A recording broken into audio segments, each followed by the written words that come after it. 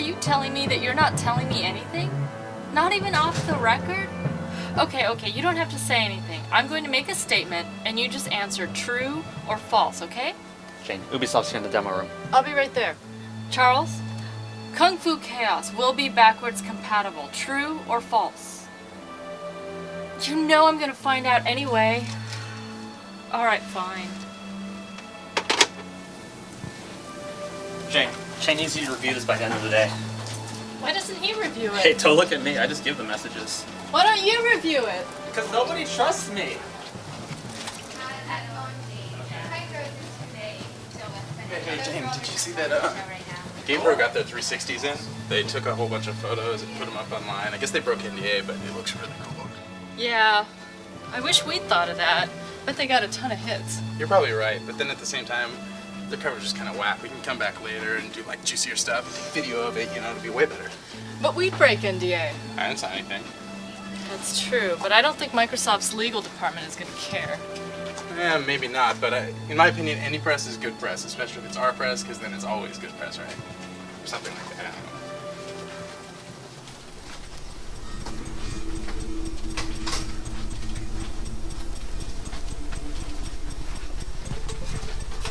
Hey, what are you doing, Jay? That's for print publications only!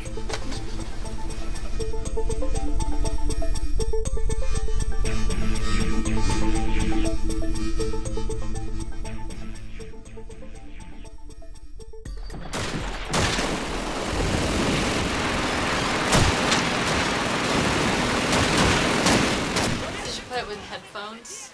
Actually, at an event a while back ago, I played it on 5.1, you know, with a full setup, and the sound is just awesome. Because the sound in that game is amazing. You Totally feel like awesome. there's a scatter of bullets like coming across you, and you want to like duck and look and see who's shooting at you, and then like there's all these people shouting around instructions. You really have to listen. Like they don't tell you so much what to do. Right. And I felt like I really had to listen to, you know, Right. my comrades' commands as they were dying. Enemy infantry! Left side! I got one! Moving! Sowjetisches Truppen!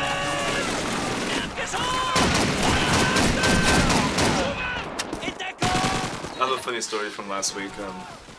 We were at the Microsoft demos, and you know, they were obviously, you know, it was like play Xbox 360 while drunk or something. It was like basically free booze and free games. And it was the end of the night. It was the end of the night, and you know, Jane was playing the game with headphones on. She was like screaming at the top of her lungs, like, "Oh my God, help me!" It was a visceral experience. Yeah.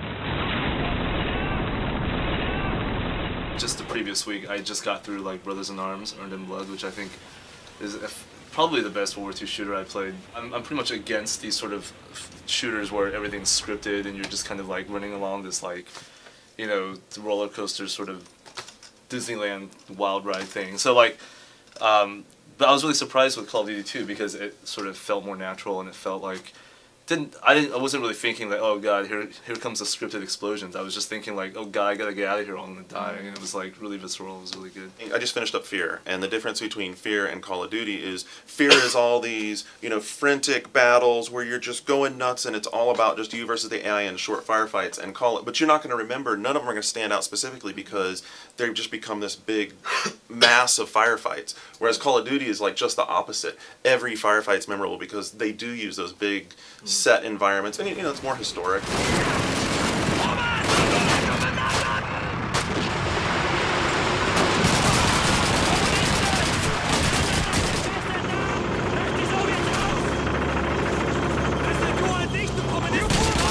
I felt like it was like an evolution of like those old AM2 like Model 2 shooters or something, because everything moved like 60 frames per second super fast or something. Everything was really smooth, and I felt like it was like Yeah. Virtual Cop. And it doesn't skip a beat. Yeah. I mean, it doesn't even slow down at all. Yeah, so the game was like, I wasn't excited about the game at all, just because I was, oh God, another World War II shooter, another Call of Duty. But like, I really think it's probably like a must-buy title at launch. Yeah. If you like shooters anyway. I think it's going to be right up there with Perfect Dark Zero. This way! We're needed at the train yard! Let's go!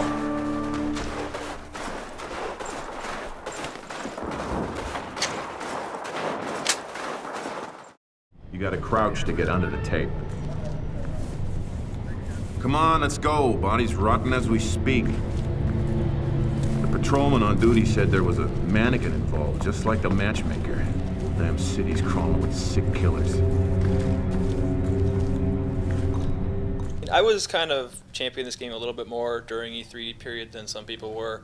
I mean, yeah, the graphics have definitely come along, especially the frame rate. That was one of the big things at E3. But, I mean, it's definitely looking polished and like a finished game, but it doesn't really like blow me away. It was just that it felt much more polished than I thought it would. The combat always seemed interesting to me, but you know, I think when you watch it, it looks a bit choppier than it actually feels. Like it's very basic. You have an attack, you have a block, you have, you know, your taser that you can use to stop an enemy and disarm them of their weapon. But besides the fact that, you know, there are only these few simple commands, the timing on especially blocking is pretty, you have to be very precise with it, and so there is a lot of like deep gameplay even in the combat.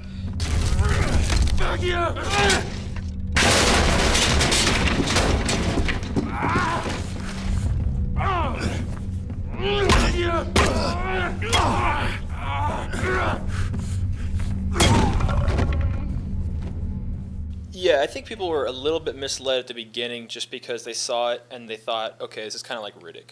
But it doesn't have as much depth as Riddick. Like, Riddick had different maneuvers if you move the analog stick in the right way. This is more about, like, what weapon you pick up and how you swing it.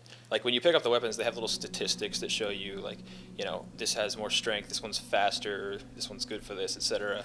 And the weapon choice, I think, is a lot more important here. But the actual strategy of, like, combos are kind of non-existent. You still have to play like slow or fast. You have to block. You have to space yourself from the opponent.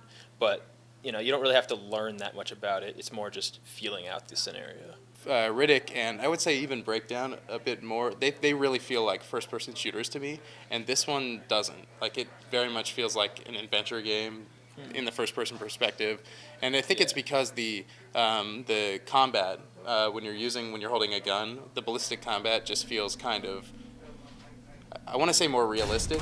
Like, it's not about strategy when you have a gun. You can kind of just shoot, point in someone's general direction, fire it, and like if they're close enough to you, you hit them and they die. It's very fast. Whereas the melee combat is where most of the technique comes in, and it's when, you know, finding a gun in Condemned feels like you're finding a power-up.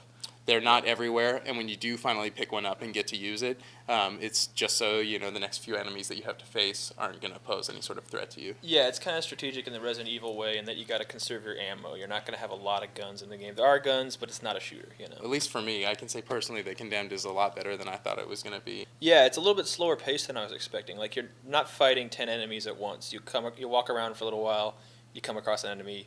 I think maybe the most I saw at once was 2 or 3. I'm not sure exactly, but I mean, it's really not constant enemies. It's not waves of enemies. It's nothing like that. It's totally about like using your spy gear and hunting around and all these kinds of things. Yeah, the narrative is really well told. The air sample contains usual city pollutants and high concentrations of mold spores. And here we go. Methane. It's relatively weak, but definitely there.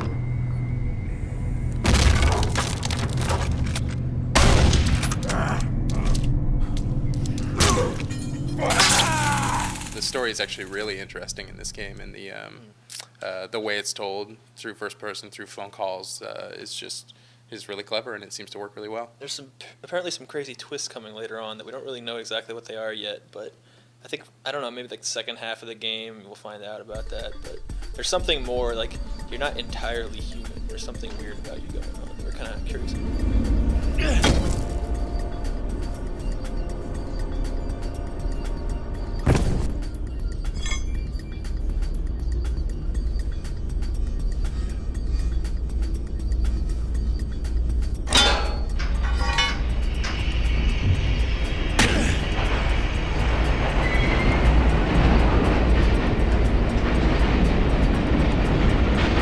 So anyway, yeah, Condemned, it's looking really cool, and we can't wait to see more of it and show you more of it in the near future.